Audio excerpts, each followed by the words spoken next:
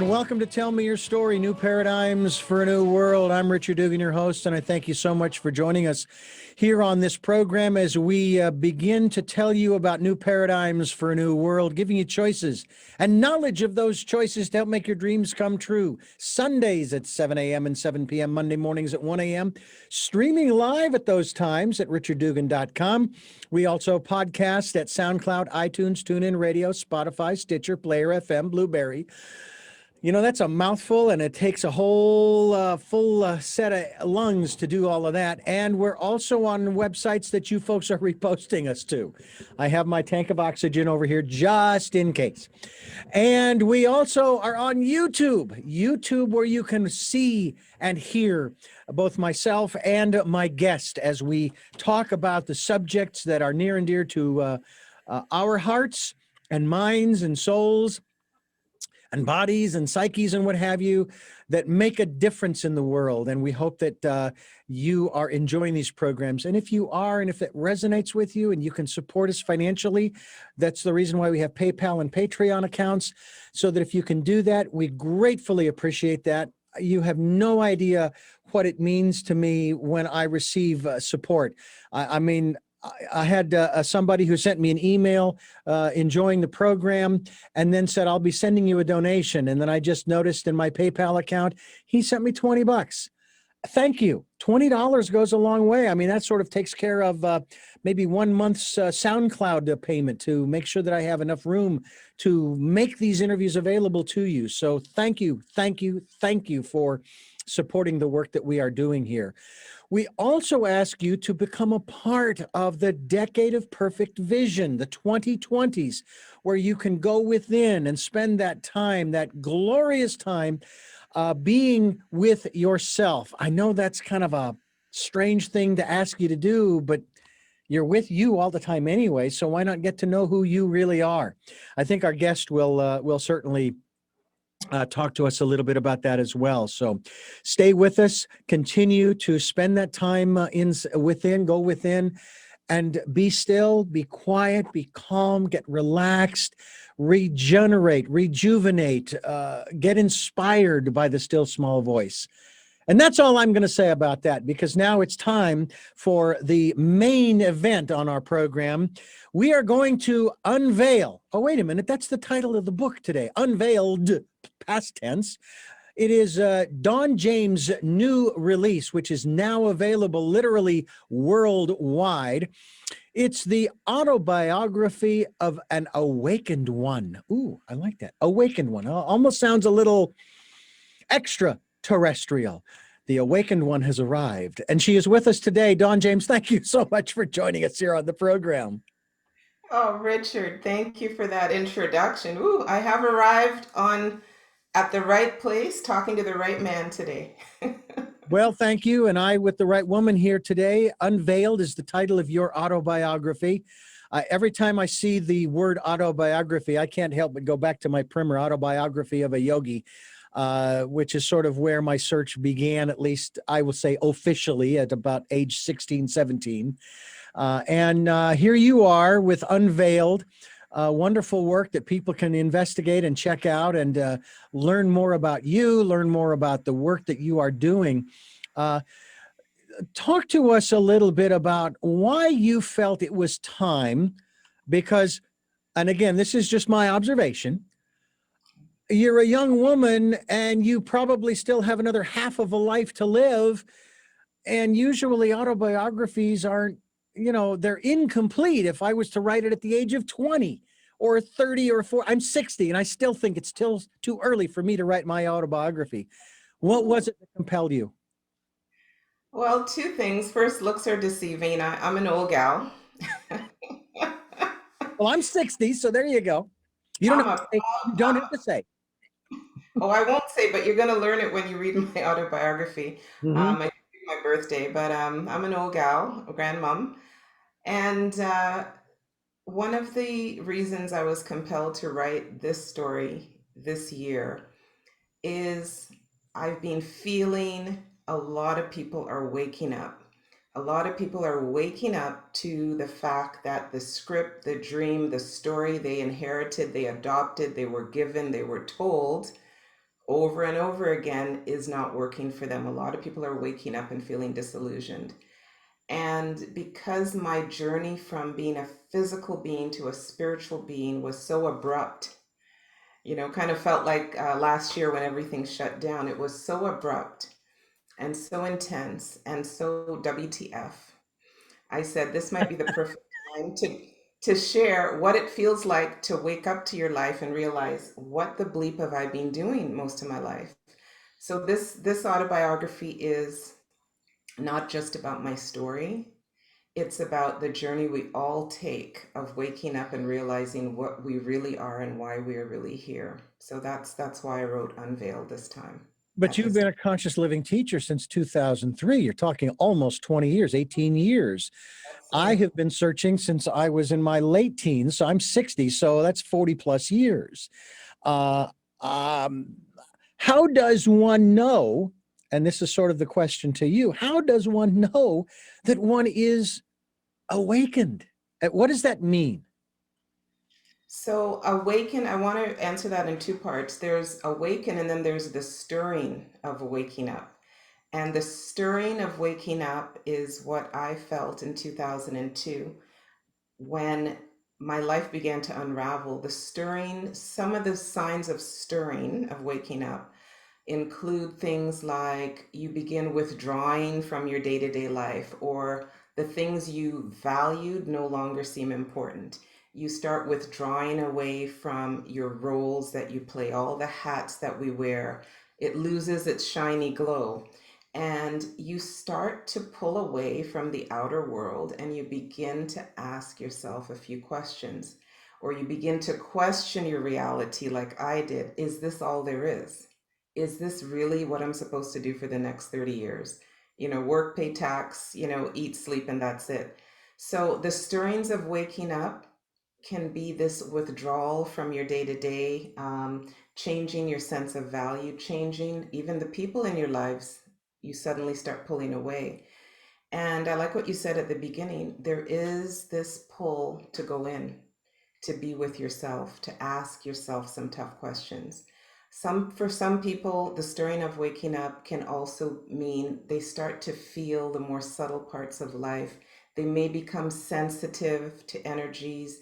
They may notice they're a little more intuitive. Their dreams may become more vivid, more details, more like messages, if you will.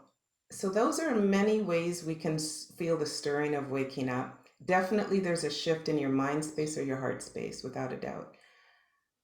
Waking up is an event, so that's a whole other ball game. Well, we may talk about that too, because it's something that, as you say, people are feeling this restlessness, and if that's the case, they want they want to find out why they're feeling so restless and sort of resolve that, because feeling restless is kind of a frustrating place to be Yes. because you don't know where you're supposed to be or what you're supposed to be doing. I've be honest with you, I felt that way sometimes when I walk into a room and I forget what the heck I came in here to do. And I know it was important. I know, and it's like the same kind of thing where we're going through our life and we walk into one of life's rooms and we go, why did I come in here? You know, why am I doing this? Like you said, why am I doing this job? And even in one of my previous interviews, one of my guests even poses this question, which of course is sort of the title to a song, or at least the lyric in a song. Is that all there is? Is that all there is to, and in this case, is that all there is to love? But that's really kind of where I've been coming from. And I've been asking this question, and it's sort of based upon the ancient wisdom teachings that I have read over the years that tell us where we come from, where we're going to. And it's the one, it's the singularity. There is no dualism where we came from nor where we're going to, but yet we live in this dualistic world. But I've actually come to the realization that this is not a dualistic world. This is just the way this is just the way it is, period. It's neither good nor bad, nor light nor dark. It's like the sun comes up, the sun goes down. That's just the way it is. It isn't dual. It's just, there are cycles. There are spirals. Maybe there are circles that we are in, that we get stuck in. Your thoughts in that regard? Do you feel the same way? I can tell you that this groove, I'm going to refer to it as the groove when you talk about a spiral. Okay, I like that. Sometimes we adopt certain things, I call it hand-me-down stuff through the generations. We're led to believe this is the path, this is what you do. You go here, you go there, you get this, you get that, you get the job. And so we get stuck in this groove, and the groove is so deeply ingrained in us. We do not even entertain the thought, maybe there's another groove I should go check out. So we become a bit passive. Conscious living is what I teach. And conscious living, one of the principles of conscious living is to be aware and know or learn that you have choices and to make the best choice for you. If you don't know you have choices, what can you do? So, you have to be a seeker, you have to investigate. So how do you get out of this groove? Usually it takes something traumatic or major or significant or profound to get you out of a groove. Like I said, a lot of people are waking up because their identities have changed, their jobs, where they live, how they social, everything has changed instantly. Very unsettling, very unnerving. So you're almost forced into this, I gotta wake up. What am I here to do? How am I gonna live the next umpteen years? Um, One of the things I've come to realize in my spiritual awakening, you always have a choice. You mentioned duality, and I want to touch on that. For me, I literally, my heart stopped and I crossed over March of 2003 into the world of spirit, energy, light, and vibration. I became nothing. I felt everything. I was connected to every living thing on this planet. That feeling of oneness has never left me, ever. And so I believe one of the, I guess, shifts that occurred for me feeling connected to everybody is this woke up. My heart woke up, and I became more compassionate to other human beings, animals, you name it. My heart woke up when I realized just how connected we really are. So for me, I left here for almost 40 years and I got into this space in my heart. That was a huge shift for me. And this is what led me to do the work I'm doing today, which fills my heart and my soul. I used to have a career that filled my head, and I got out of that space. It doesn't happen overnight. It took me 18 months of soul searching, asking questions, journaling. Why did I come back? I wasn't happy being here. And what the bleep am I supposed to do now? 18 months of soul searching. So it didn't happen overnight, but we have to be able to be comfortable sitting with ourselves and beginning conversations with ourselves and allowing what I call that alignment, your higher self, God, nature, universe, whatever you call it, connect and get the clarity you need to move forward. That is a very, very, very important inner work you have to do. So it took me 18 months, but I did come to realize why I came back. So it's been a journey. One of the things you said is one of the, I guess we could call it taglines of this program. We are giving you choices and knowledge of those choices to help make your dreams come true. And I have said this maybe hundreds of times. Matter of fact, I just did a I just did a tally on my computer of all of my interviews since 2007, and there are nearly 1,200 interviews. And now that doesn't seem like an awful lot over the course of almost 13 and a half years, almost 14 years, actually. We celebrate our 14th anniversary in September of this year. And you, of course, your book, Unveiled, was released on that anniversary month anyway, in this of this year of 2021. But it's all about this aspect of choices that we talk about. And when you say, if you don't know, and I say this all the time, if you don't know that you have choices, how are you going to choose them? Here in the United States, and I say that this way because you are coming to us all the way from Costa Rica, Central America, or is it South America? I haven't taken geography in a while. Central, Central. But here in the States, and I'm sure you're familiar with this, there is a learned lifestyle, if you will, by the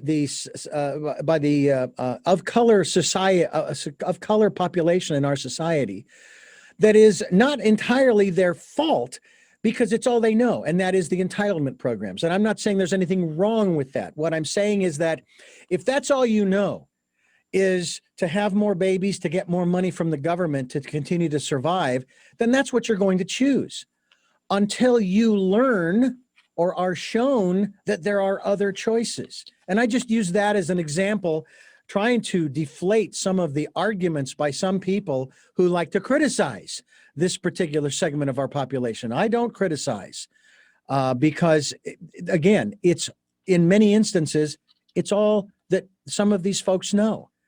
So until they are shown or given other choices to choose, and I use this analogy, Dawn. You've lived in a community for, I don't know, 10, 12 years. You grew up. And one of the paths that you have to take to get, let's just say, to the city, to the town where there's a grocery store, a library, or school, you have to travel this road. But every time you travel it, there's a heavy fog. And the only way that you can get to that town is by looking down at the side of the road where the white painted line of the shoulder is. That's how you get to the town.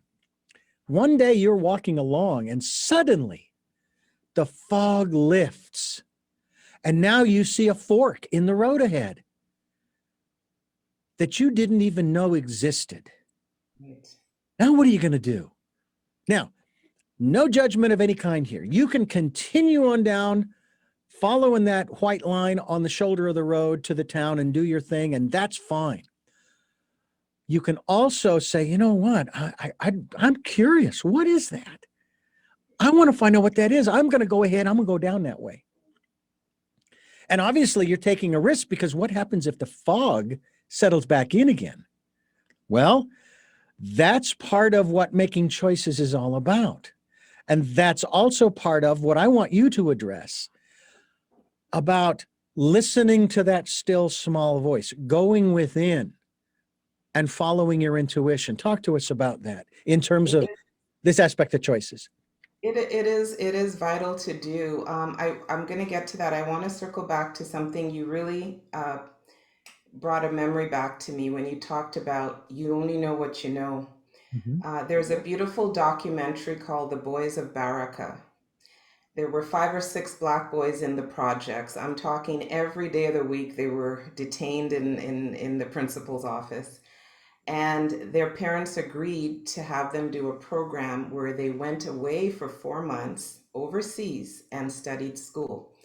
When they left the projects and they went to this new environment, had more access to nature. They did not have their Xbox and all the gadgets. Those boys excelled in school, so much so that one of those black boys ended up with a scholarship to MIT. The same one at the beginning of the documentary that was constantly suspended ended up at MIT. What that tells you is you behave based on the confines, the paradigms, and the beliefs that you have in the circles that you're in. When you're given an opportunity to go into a new circle, new environment, open your mindset. Who knows what you're capable of, what your real potential is. So I have met people that have never left their county, let alone their state. They are not doing themselves a great service because they have not explored and expanded their mindset to appreciate other parts of the world, their country, other cultures, all of it. You're actually limiting yourself. Mhm. So that's how you don't know you have choices. If you never go out of your comfort zone, you will never know truly your potential, I believe. That's been my journey. So going within is critical. Sometimes you need to go to a new space to wake up, not just go within, like those boys that left America and went abroad, and all of a sudden they're excelling in school. Sometimes you do need to go to a new space. The inner space is, for me, I discovered the power of journaling, the healing power of journaling. I discovered how many answers I had inside of me when I started journaling. It was highly transformational. I realized I found answers, I got directions. Everything was in me. And oddly enough, one of the first words that was whispered in my ears when I opened my eyes and came back here was, all you need is within you. And that all you need is within you became my prayer, my mantra. It was my daily affirmation for years. When you realize you have all you need, you just need to connect with it. We're not socialized to go within. We are socialized to believe all knowledge is outside of us. That's a disservice to humanity. Go to school, learn, memorize, regurgitate, get that A. That is a disservice. I believe we're all here to eventually realize and accept and love all aspects of who we are, physically and spiritually. But you have to start the work to get connected to your spiritual self. And that's the work I've been teaching for the last 17 years. Honestly, Richard, when I woke up, I did not have the vocabulary to describe what I was experiencing. I had over 24 profound spiritual experiences after I woke up, and I didn't have vocabulary to define it. And it would take me quite a long time to find others and feel comfortable reaching others to help me put a label to that thing that happened the other night, or I saw this and I heard this and I'm seeing these. And I didn't meditate. I wasn't a religious person when I woke up. I wasn't, they knew me. I was like 3-page to-do list. I wasn't the girl that sat there meditating 20 minutes a day. So I had to quickly understand, what am I supposed to do with all these experiences? And finding a way to be with yourself is vital, because we are so full of knowledge and wisdom. We all came here fully loaded. We just need to reconnect to ourselves. That's been my journey. Don James is my guest, and she is the author of the latest work that she has released, Unveiled. It's her autobiography of an awakened one. I actually really like that. DonJames.ca for Canada. Don J, I believe, or no, Costa Rica. .ca is, I'm a Canadian girl, born and raised. Thank you. Mhm. All right. So donjames.ca will be linked to your website as well, so that people can learn more about you and continue what I like to call their evolutionary process. We are talking about a lot of work that you've done. You've also written another book entitled Raise Your Vibration, Transform Your Life. It's a practical guide for attaining better health, vitality, and inner peace. That was back 11 years ago. I Yes, was sir. 50 11 years ago. Yes. And what I find interesting is this journey that we are all on. I mean, you have this new book, Awakening, autobiography of an awakened one, where you experience being blind. You've experienced this, being blind, deaf, mute before the age of 10. And in your teens, you faced the fight of your life, which left you paralyzed from the waist down. Now, I can relate to one of those, and that was that I was born into this world legally blind. In other words, I had 2200 sight in my right eye, meaning I could see at 20 feet what most people could see at 200, 2400 in the left, and you obviously know the math. And in 1996, and it was interesting, you talk about March being an auspicious day, a month, March 6, 1996. I also am into numbers and patterns. I had a lens implant in my right eye, and I'm now driving. Mm.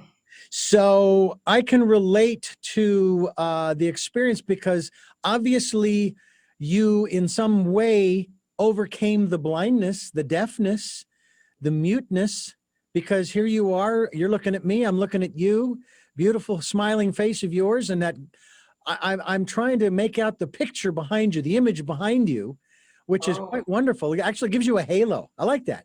I love purple. Can you tell? I love I see purple. that. Yes.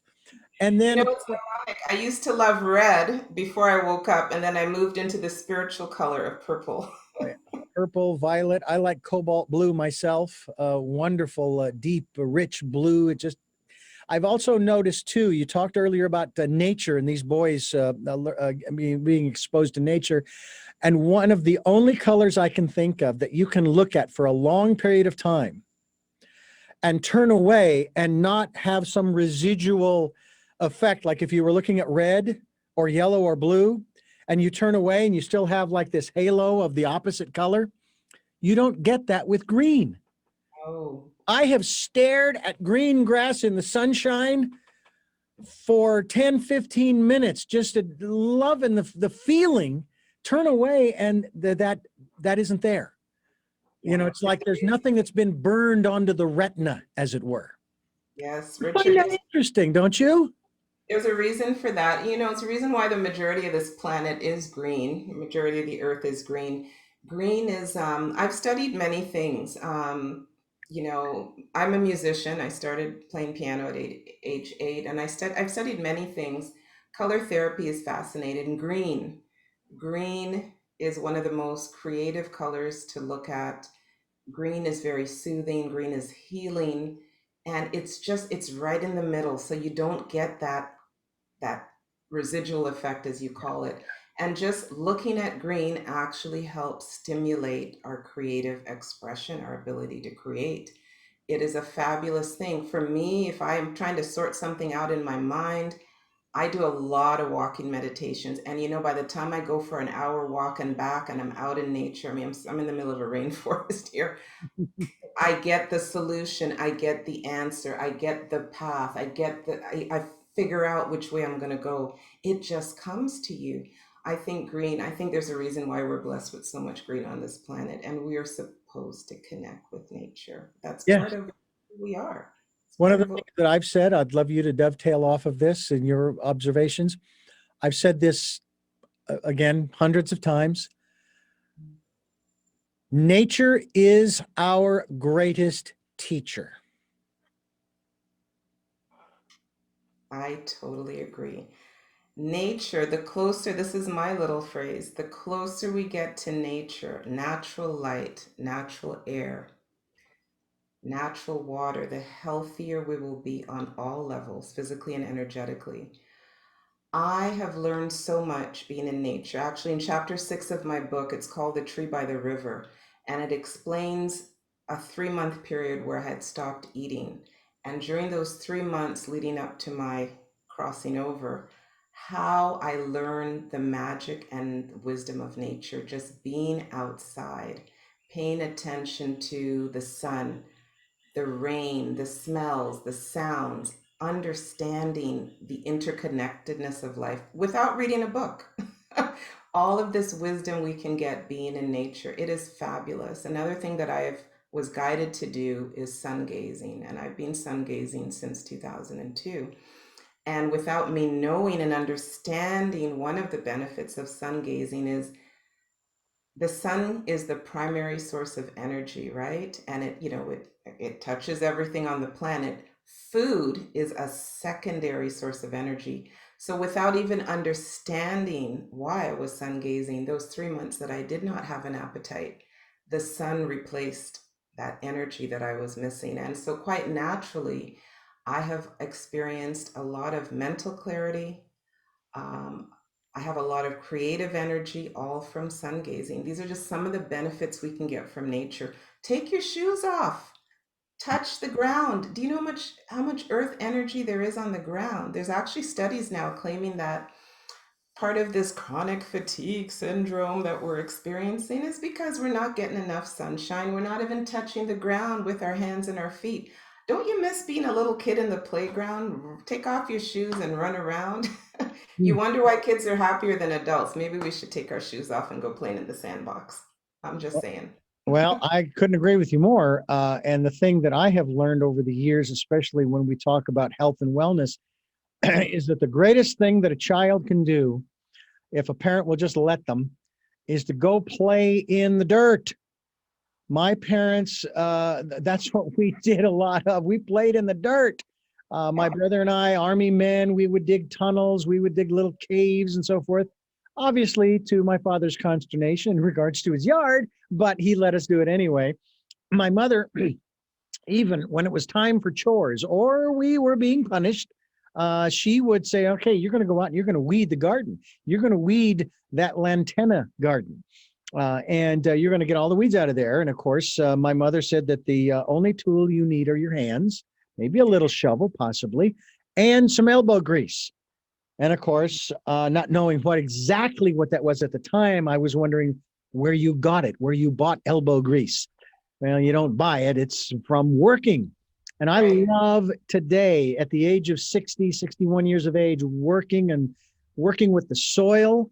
My wife now has a greenhouse that she's just going crazy with, having a blast with. She actually, we got her one of these Bluetooth speakers for her phone so she can listen to her music in the greenhouse that also will play for the plants. And they're Yes. just going nuts. I mean, it's just incredible. But they say that by playing in the dirt, you're actually doing something that's very healthy for you because of what's in the dirt.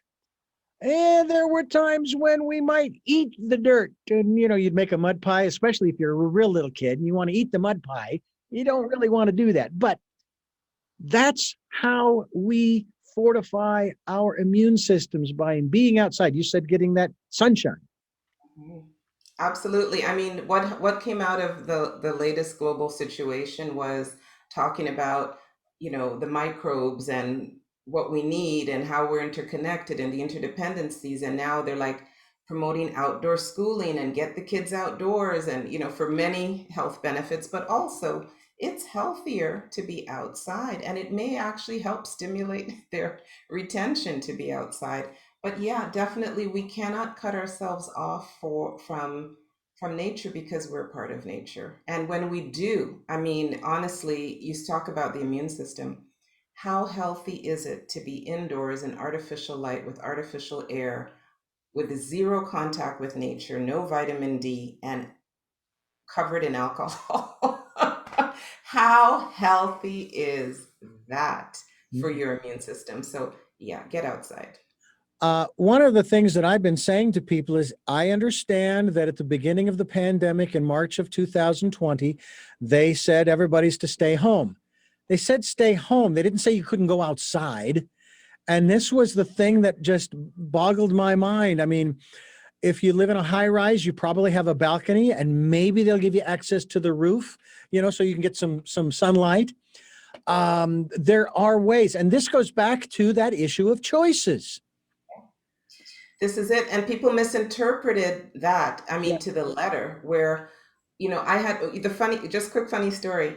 In Ontario, Canada, I think as of like February, there are no dogs to be adopted. Everybody went and got a dog because they thought that was the only way they can go outside was to have a pet. There are no dogs available for adoption in Ontario, Canada. Everybody and their brother, sister, uncle has a dog because they thought, yeah, I got to get out 2, 3 times a day. I got to walk the dog and I won't be harassed or whatever the case is. And Right. Well, one of the things that I have found over the years is that usually, this is the statistic anyway, it takes about 30 days to establish, quote unquote, a habit in your life. Okay. Um, I remember struggling with this whole thing of, for example, brushing one's teeth and, oh, come on, I can't. And then, of course, I'm taking a high blood pressure med and so on and so forth. And it's like, oh, how am I going to do that? Yeah. And it's like, wait a minute. It finally dawned on me.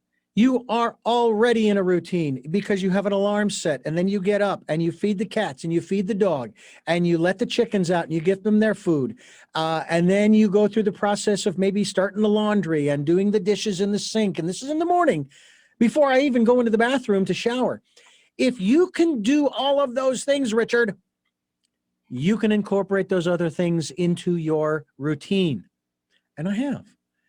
I think that's one of our interviewer guests said that there's another kind of BS. All right. And it means the same thing, but it's different words. Our belief systems. And it's kind of what you were talking about before in terms of the stories that we have taken on, the programming that we've taken on. How do we, what's the right word here? How do we overcome, rewrite, get rid of that BS? This is a multifaceted answer. I have always been a curious person. I love learning. Not everybody is open to learning new things. I embrace change. Not everybody does. One of the things I did because when I had my spiritual experience, and I mean, I changed, everything changed in a day, my senses, my values, everything. And I had to quickly kind of not even integrate, just understand this. I went to the library and I got a couple of books because I was looking for the thing, the name of the thing that I was experiencing. I didn't know what out of body experience was. You said OBE, that didn't mean anything to me. I didn't know what the chakra system was. I didn't know what Kundalini was. I talked to a complete stranger describing something, and she said, go look up the word Kundalini. So if you're not open to learning, you're going to have a difficult time to get out of the old script. You got to get out of your comfort zone. You have to be willing to learn something new. And at the same time, don't be misguided. A lot of people run to other people. No. Seek knowledge, seek information, start flipping the page or swipe left, whatever you do, and start gathering some information for yourself. One of the most important skills we need as human beings is to discern. Oh, You yes. discern what is for you and what is not for you. What is beneficial energy, what is non beneficial energy. I've been teaching this now for almost 20 years. One of the chapters I have in my first book is the vibration of food. And I break it down what high frequency food looks like and what dead food looks like. And I break it down. If you don't start recognizing these things, you're just going to keep living on autopilot, right? I would actually, when I woke up, before I woke up, you run out of gas, you go to the little store and you get gas and you walk in the convenience store and you see chocolates and, you see chips and you see this and that and you see the pop in the juice.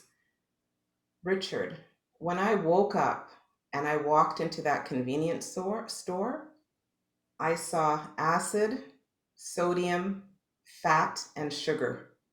And there was nothing in that convenience store I wanted. My whole perception changed. And this is something that doesn't happen overnight. It only happens when you're conscious and you open your mind to the possibility. You know what? All this processed stuff actually isn't good for me. Yeah. Yeah. Just because it's wrapped in plastic doesn't mean I have to trust it, True. right? Yeah.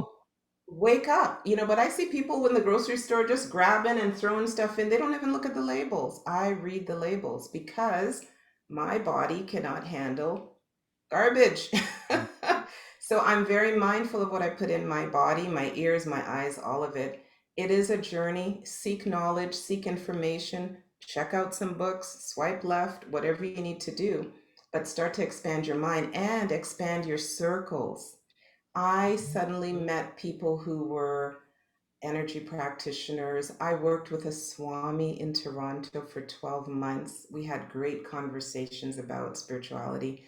I so valued those times I spent with Swami. Seek out new circles that will support you in your self-discovery. It is very important. And one of the most powerful things I learned at a very mature age, almost 40, was yeah, I'm right behind you. I'm right behind you, Richard. I'm just a stepping stone behind you. I heard 60. I heard it. I'm almost there. But one of the things I discovered was the magic and the healing power of journaling. I cannot tell you how amazing it is. And by the way, 2003, this is my spirit journal. Everything that happened to me the first 2 years I came back is in here. Oh, wow. Every vision, every experience, awake or asleep, is in that book. And when I go back and I read that journal, I'm like, holy, that helped me write chapter 7. Chapter 7 is basically the diary of the first year and a half I came back to life, day by day, what I experienced, the 24 spiritual events. And I just want to circle back because some people will be saying, oh, how did you get over all these things? Um, for many years, I thought somebody up there didn't make me right. I thought they forgot a chromosome or some missing part. You know, it's like a puzzle, 500-piece puzzle, and you're done and you only have like 496 pieces. This is what I thought. Somebody forgot a couple of parts up there. My sight was impacted whenever I played piano. I was extremely shy, extremely nervous, very, very didn't want to be seen kind of kid. But here you are in the middle of a stage with 300 people looking at you and you're 9 years old. So I had these intense emotional events that affected my vision.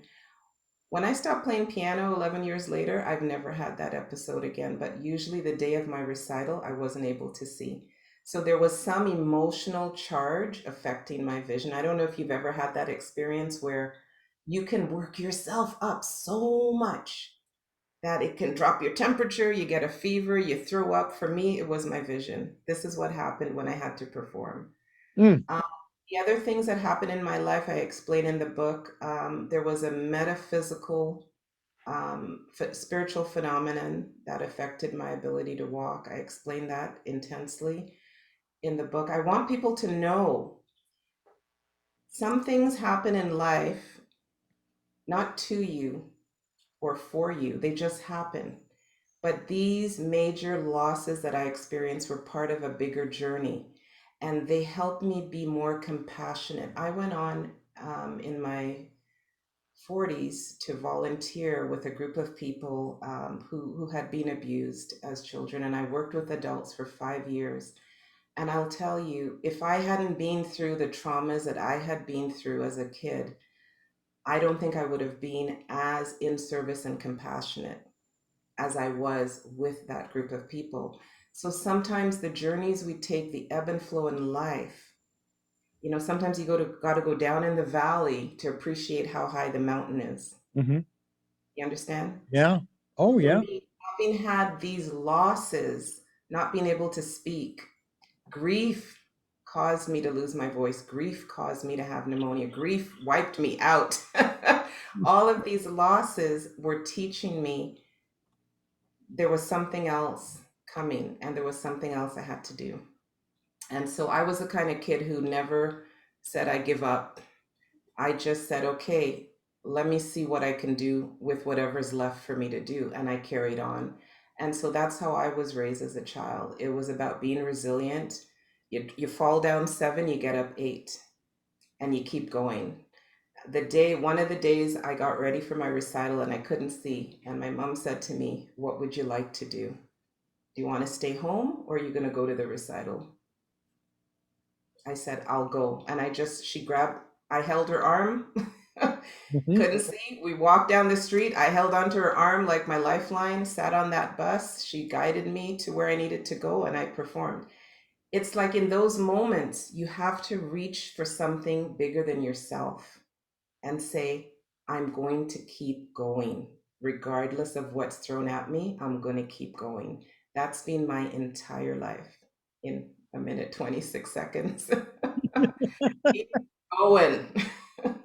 So you have overcome numerous challenges in your life, especially at a young age. But the outer world continues to throw those challenges at all of us, and you in particular, not only because you are a woman, but you're also a woman of color.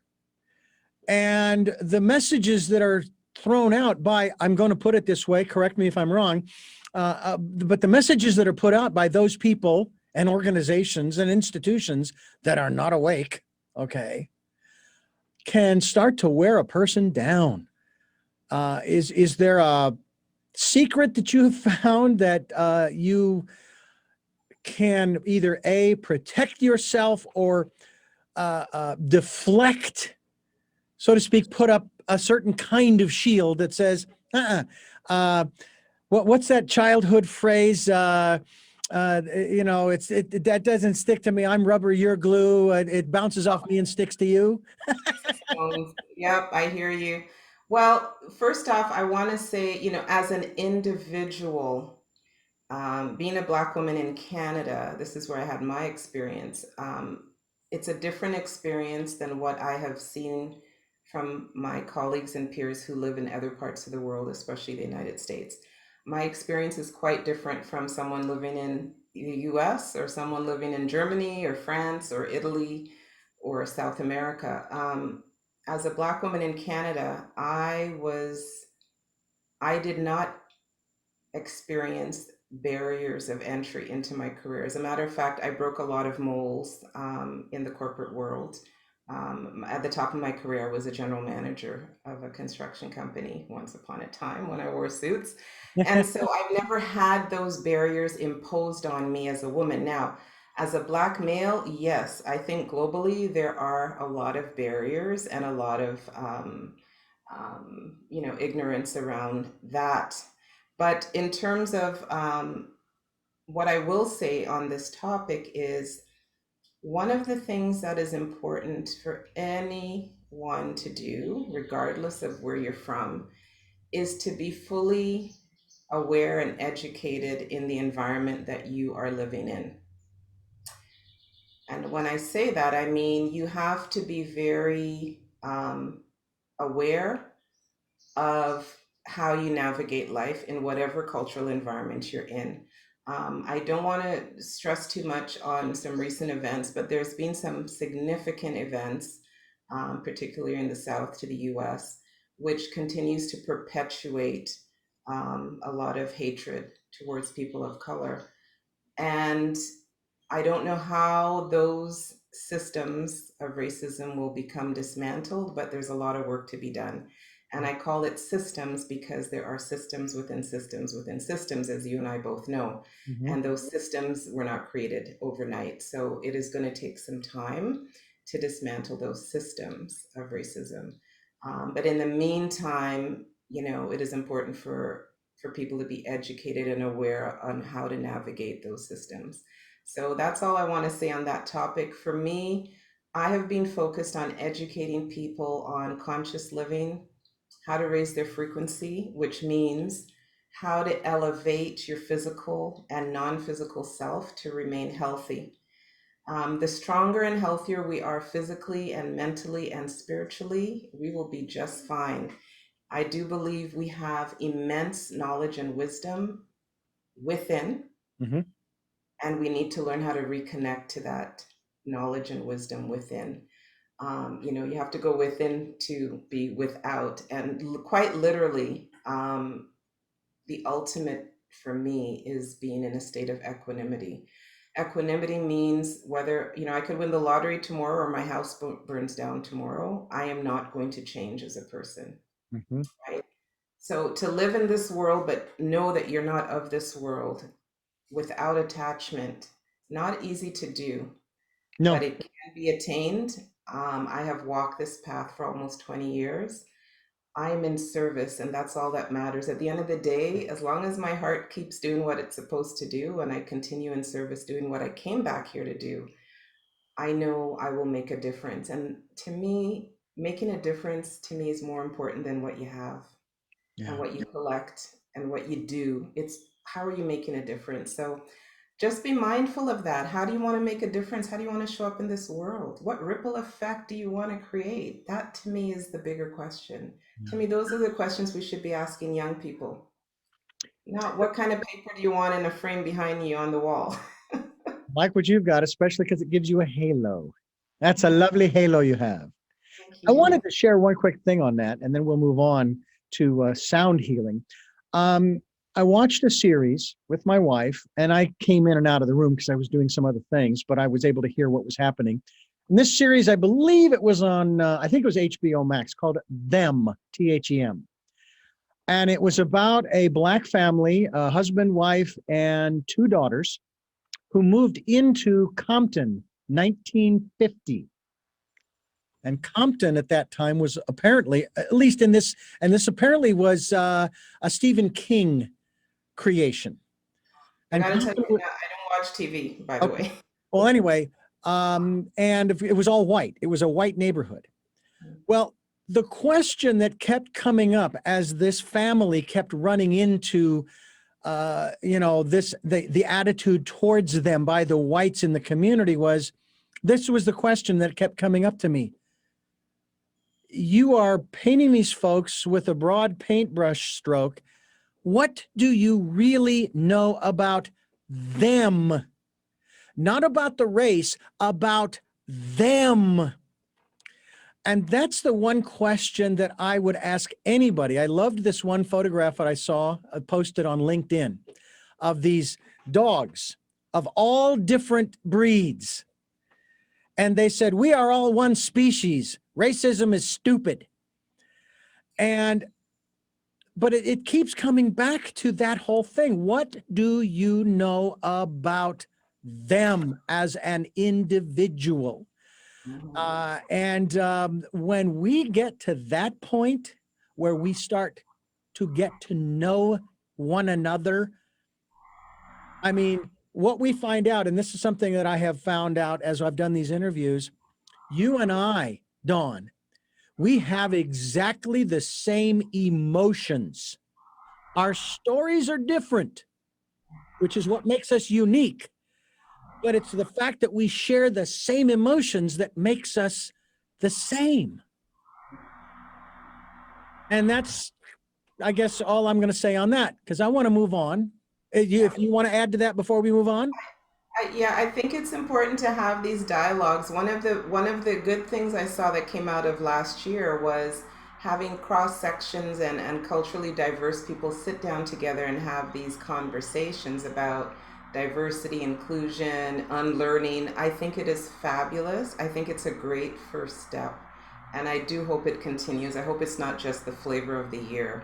Well, I'm going to do my part to keep the conversation going, my dear, because I got to tell you, there are days when I just have absolutely no hope for the unit for the planet in terms of its species, human race, continuing. And then I even asked the question. I've asked this question many times on this program of my guests, based upon the way that man has been inhumane to his fellow man and woman and child. Do you really think that they deserve to continue as a species? And usually without any refrain, they will usually say, yes, we do. And I just look at that going, okay, well, then let's start making some changes, please, because we can't go on like this for another 1,000 years. This is not right. We are killing ourselves, not just physically, mentally, emotionally, and spiritually. I And it couldn't just, I couldn't agree more. But however, one thing that I am seeing, and this is part of the Aquarian energy that started December of 2020, one of the things Aquarian energy brings, now that it's in an earth sign, is uh, community, collaboration, compassion, um, more people. I mean, last June, what happened? Up to now, I haven't watched that video of that young man being killed on camera. mhm. But what I do remember seeing were people from all over the world, all religions, holding up signs saying, no, no more. That's it. I think more and more people are against the things that you said almost make us not human that we Yeah. continue to do. And more people are saying, no, no more. This is stopping. This has got to end. So I think as that critical mass continues to grow, I do see us shifting. I've already seen it. I've seen so many amazingly wonderful programs and organizations and community change that's happened in the last 15 months on this planet. It is unbelievable what's going on. So I do hope it continues. Yeah, that's wonderful. We're talking with Dawn James. DawnJames.ca is the website. Her latest book is Unveiled. It's autobiography of an awakened one. And one of the subjects that we talk about on a regular basis on this program, Dawn, is sound, music, tones, vibration. Love it. I mean, it just and I tell you what, the subject is endless. because everybody's got a different perspective. I myself, as a child, I would use my own vocal cords and my own moaning when I didn't feel good, especially if it was like the flu or something. I'd lay there in bed and and I'd moan. And one of my sisters and my mother were in the room at the time, and she says, "Mom, make him stop." And she says, "No, that's how he heals himself." So she knew. But I've Yes. also talked about this concept of, for example, the Mozart effect, which I did a little research on. And it was fascinating what I found on top of the other research I found that poo pooed the whole thing. But my only question was, why Mozart? Why not Bach, Beethoven, Rachmaninoff, Tchaikovsky, et cetera, et cetera? I used to belong to a classical music CD club back in the Hmm. 80s. I still have all those CDs. We have And a I, few things in common. I played classical for 11 years. oh, wonderful. What, and you, piano, classical piano? Yeah, 11 years. Love Oh it. my gosh. I think I took piano lessons in eighth grade for 12 months, and that's about the extent of my piano career. But I learned to play the piano, the violin, the baritone. Um, I want to learn how to play the baron, the Irish drum, but I don't play any of those. But with my family and even in other groups, singing, vocalizing, that instrument that I get to carry with me everywhere I go. But tell us about the type of sound healing that you do, you facilitate others healing as well, maybe as well as even your own. I again, when I woke up, because I had this deep compassion for others, I knew I was supposed to go into some arena of healing, but I wasn't sure which path to take. There's so many paths. And I had studied Reiki for a little bit. And the last day of our Reiki training, our teacher brought out this white bowl. And I wish I was in my other room. I have about 12 instruments in the other room. She brought out this beautiful white bowl, and guess what? She started playing it. And in less than 5 minutes, Richard, I felt like I had fallen in love with the entire planet. And I said, "Whoa, what's in that bowl?" She said, "Nothing." I said, "No, no, no, no, no. There's something about this bowl." Anyhow, that was my first introduction to the quartz crystal singing bowl. I have been playing it since 2003.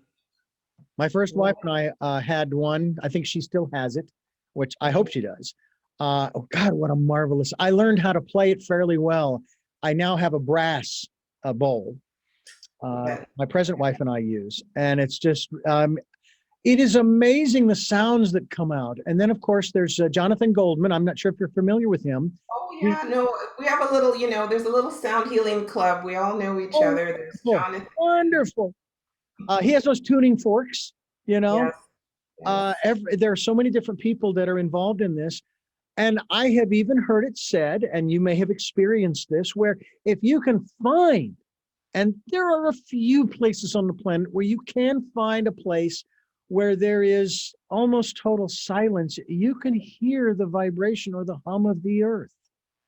Oh, trust me, I've been there, done that. However, one thing I wanted to share is when you have an affinity for music like you do, being a natural musician, to me, there's not even a thought of let me play this. So when I started with this crystal singing bowls, I then added the Tibetan bowls. I love harmonizing because I've done theoretical and practical music. So I started harmonizing. I specifically brought in different notes of the crystal bowls for different reasons, depends what I'm doing with a group. I work with groups because there's just something really magical about bringing people together and all of us being still and being silent enough to really be with ourselves. When a group comes together and I literally hold space for everyone in that room. When I start playing those crystal bowls, and you may or may not believe it, but I know it to be true, angels come in. Not one or two. They come in droves and they do the work. I am just there as the 411 or the 911. The crystal bowls have a beautiful alpha tone that helps elevate our consciousness. It helps work with the mind. The mind works with the body. It relaxes us to a deep state. Tibetan bowls have an harmonic tones and overtones that also help calm the mind. I now play almost 12 instruments. I added a crystal lyre. I've got chimes, steel drum. I just had a very interesting experience 2 days ago in a restaurant. A gentleman came up and he had the hang drum. Have you seen those, Richard? I have not. No. They're about 30 inches wide, and you play it with your hands. Just a beautiful sound. Anyhow, I got to do a duet with this young man in a restaurant a few days ago, and so I'm itching to get myself a new drum. It's made out of metal. But once you start to allow the sounds to unfold and harmonize, some beautiful things start to happen in your energy fields, the auric field, the body, the mind. It is fabulous. One of my mentors, I want to mention, anyone really want to do a deep dive on the power of sound frequency? One of my mentors is Fabian Maman, Maman. He has an organization in the US called tamado.org. Check it out. He has done work healing with sound. He does color therapy, you name it. There's a beautiful instrument called a monochord, which is able to eradicate all blocks in your energy field. I have been studying sound healing, different practices around the world, because I want to understand all the ways we can recalibrate our energy. And so for me, the journey has always been what do I bring into this group to allow them to recalibrate and reset their energy system for healing? And so I listen to every body in the group and I play what's needed. I never play the same way twice. It is totally intuitively guided. Every month I do a soundscape meditation. You can find that out on donjames.ca. All are welcome. I do a soundscape meditation once a month. Hmm. Mm. I tell you, it is extraordinary, in my opinion, when somebody discovers this aspect of sound and starts to use it and starts to put it to good use, shall we say. It's quite phenomenal what people are discovering with sound. My experiences with music and sound and toning and different things. I've even, and I'm sure they're out there. I haven't found them yet in terms of really actively looking, but I'm sure that there are, for example, wind chimes that are tuned just so. Oh yeah, Uh, elemental. Yeah, I play koshi chimes. They're elemental. They're made in France. There's one for each of the four elements.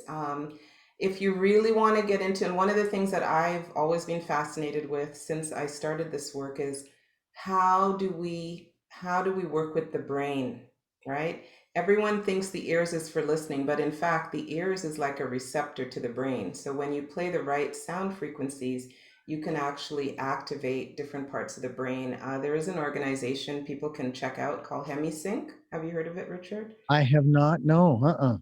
Please check it out. It's a long word, hemispheric synchronization. It's how to use your whole brain, how to activate dormant parts of your brain so that you begin to synchronize the left and right hemisphere and you're able to use your whole brain. I have been working with their sound frequencies since my kids were children, little kids, because there are different sound frequencies. For example, if you have trouble sleeping, there are sound frequencies to help you relax. There's sound frequencies to help you retain information. There are many different ways we can activate and stimulate parts of the brain. And one way is through binaural beats. So check that out, Mr. Dugan. Because I know you're going to be going, what? Hemisync? What is she talking about? Hey, So check. I've heard a lot of wild stuff on this program, at least as some people might view it. And matter of fact, Jonathan Goldman told me about a piece of classical music. I have it written down somewhere that he says it's great for meditating and so forth. And I have to I wish I could remember my music teacher's name back in grade school. They introduced a program, and this has to do with classical music. They introduced a program into the coursework in our music class called the Music Memory Program. The Mm, Music Memory Program was designed to not only introduce us to classical music, but also teach us how to listen and memorize a piece, not in terms of the notes, but in terms of recognizing it and being able to name it and the composer. And so they would give us, I think it was, I don't know, 5 or 10 pieces, and we'd listen. And if you got the answers right on the test, you were privileged to attend a concert at a wonderful, wonderful venue called Grady Gamage Auditorium in Tempe, Arizona. It's on the Arizona State University campus. The building was built by Frank Lloyd Wright. The acoustics in that facility are just unbelievable. Well, needless to say, I got sufficient number of answers correct and was able to go to, and those were some of the pieces they played. So I was introduced probably in 4th or 5th, maybe it's 5th grade, to classical music in that fashion. Although I also have to credit Warner Brothers for introducing me even earlier than that to classical music through the Bugs Bunny and Warner Brothers cartoons. Yes. And we didn't even realize that's what we were necessarily listening to. And one of the other aspects too, I would like to talk about, maybe you can talk to us about this. A guru here in Santa Barbara who I've interviewed a number of times, a Swami Vidyadishananda of the Self-Inquiry Life Fellowship, which is a branch off of the, I'll say the Sri Yukteswar Paramahansa Yogananda tree. We were talking about Sanskrit and how in England, in the schools, they are not trying to resurrect Sanskrit, but they are using it and teaching students how to write it as well as understand it. And what that does is it rewrites the neural pathways, the neural net, if you will, of the brain to greater capacity. Sanskrit is a powerful language. My introduction into Sanskrit came about when I was studying. Again, I did a deep dive in sound healing, but I also got into cymatics. Hans Jenny was one of the first pioneers of taking metal filings, playing certain sound frequencies, and discovering these Mandela-like patterns in the iron filings. That was Hans Jenny back in a couple hundred years ago. And there's a YouTube video viral now, but it's like, this is old stuff. When I was studying cymatics, I kind of, you start looking into one thing and the rabbit hole keeps going. And I came across Sanskrit. One of the things I found very powerful,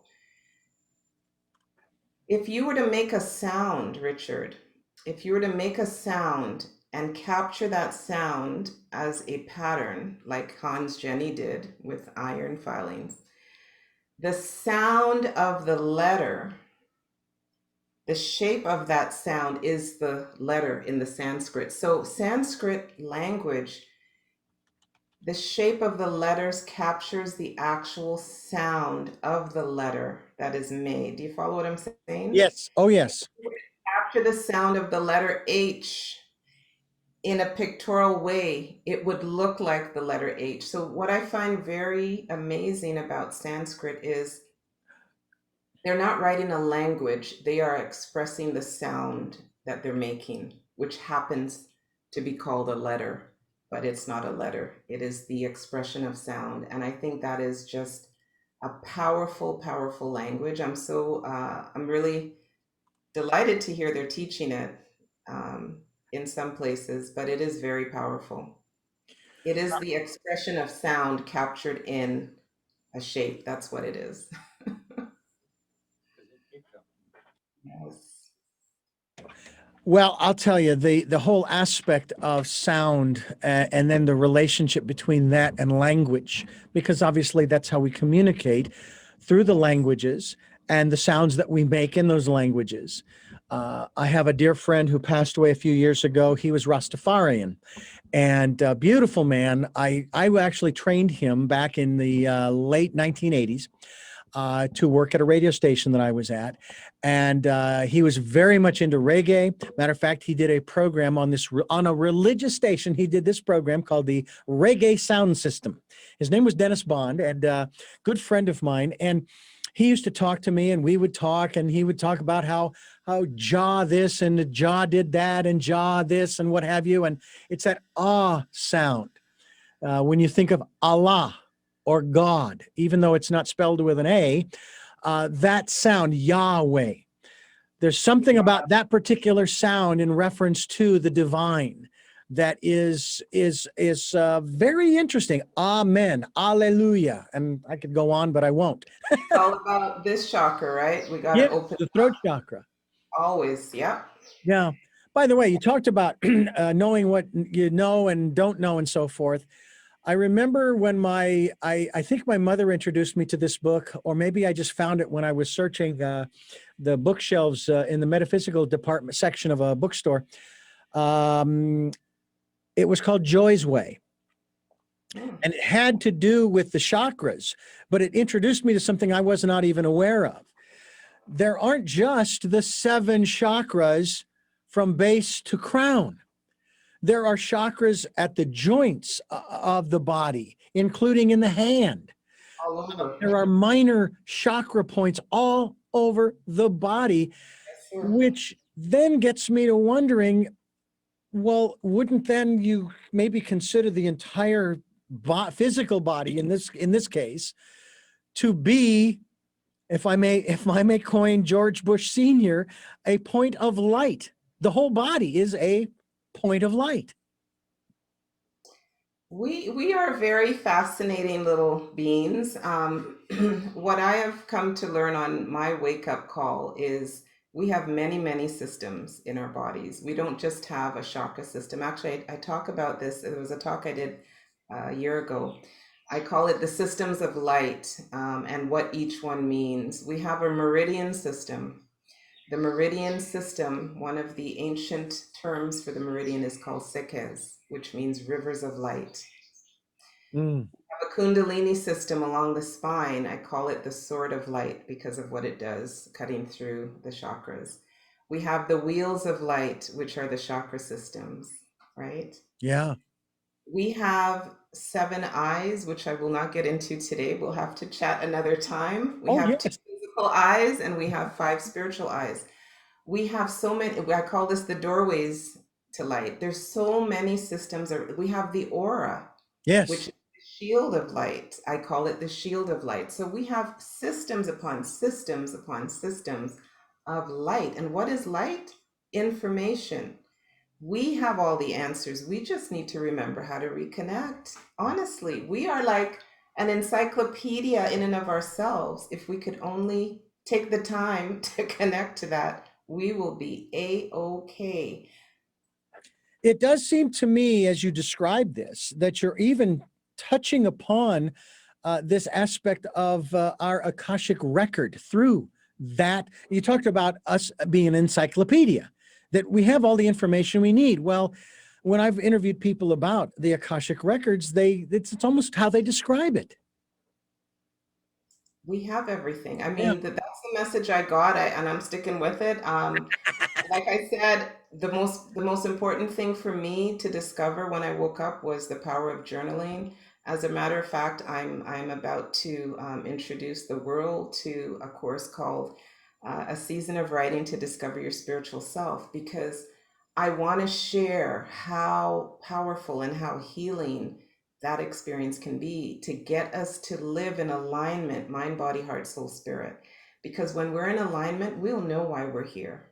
We will know why we are here. And we'll have a much easier time being here because we will be connected to that higher truth. And that's how I see things, having walked the path that I have walked Mm. in over a half a century. So I'm just saying there's so much we can gain and realize from asking ourselves the right questions, And right? there's so much out there that is, oh, it's just unbelievable. We want you to go to donjames.ca, read Unveiled, or maybe pick up a copy of Why Are We Here, which is an audiobook. Congratulations on that. And then there are other books by Don James that we want you to check out. And I cannot believe how prolific you are. It's just astounding, according to what I'm seeing here You've written quite a number of other books as well, along the same lines of many of the subjects that we've touched upon on this program today. Yeah, it's been a pleasure, Richard. As I said, I came back to teach. That was the message I got from Spirit, and I continue to teach. I do invite everyone listening to come on down for our virtual soundscape meditation. It's offered once a month, and it's called Awaken with Sound. So I hope to see you guys Hmm. online.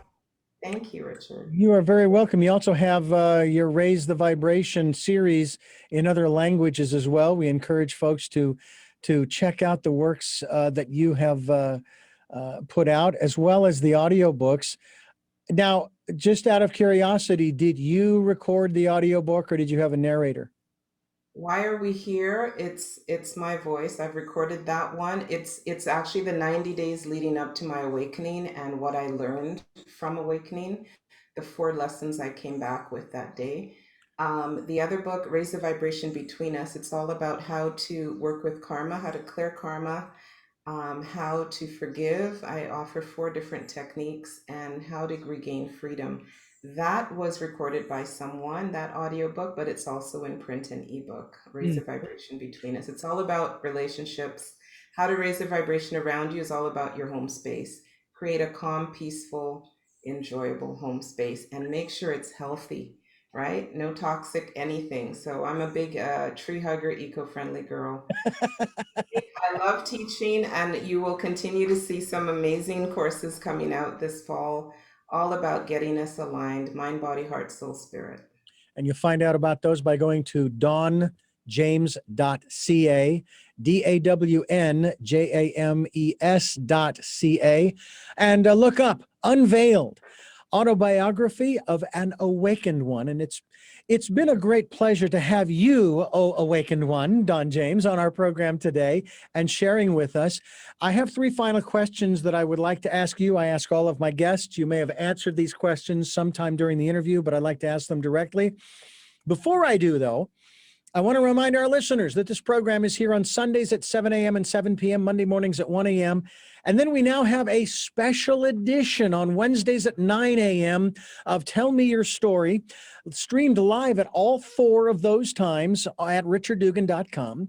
And the podcasts of all of the programs are on SoundCloud, iTunes, TuneIn Radio, Spotify, Stitcher, Player FM, Blueberry, and other locations that you folks are reposting us to. And thank you for doing that. We are also on YouTube where you can see and hear. You can see the beautiful painting that is behind our guest today, Dawn James, as well as the wonderful purple that she is wearing there. And also, we want you to participate in 2020, the year of perfect, the 2020s, the decade of perfect vision. We've already completed 2020, the year. Now 9 more years of going within. We hope you'll continue beyond that to go within, listen to that still small voice, tap into that encyclopedia, folks. It's just a font of information for you, about you, and it's there with you at all times. So take advantage of it. And also take advantage if you'd like to be a part of this vibration of what we're doing. If this resonates with you, please do what you can to support us financially. Again, $20, $50, $10, I don't care. Hey, I will take vibrational or energy. Okay, send us good energy. We'll take it and put it to good use. I promise. And there she goes. Dawn is doing that for those of you listening. She is sending us some good energy here. Before we wrap up, of course, the three questions I like to ask all of my guests, folks. And the first of those three is, who is Dawn James? I'm a spiritual being currently on vacation as Don James. What is it that you hope to or want to achieve through the work that you are doing now? I hope to help others on their journey of accepting and loving themselves physically and spiritually.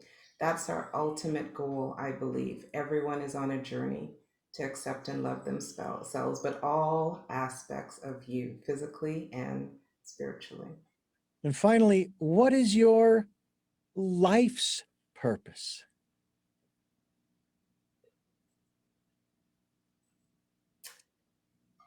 I would say my physical heart stopped beating and it woke up my spiritual heart. My life's purpose is to live in my heart, and everything I do, every decision I make since 2003 is all through my heart. That is my purpose, to live in my heart.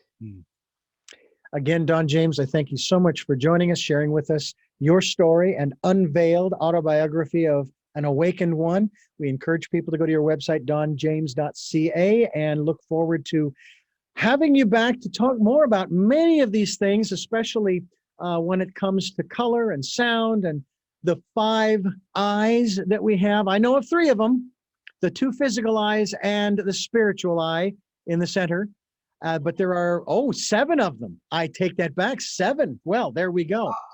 So we will have you back to talk about those as well as other aspects of our physical, mental, emotional, and spiritual bodies and the life that we live here on planet Earth for the betterment of all.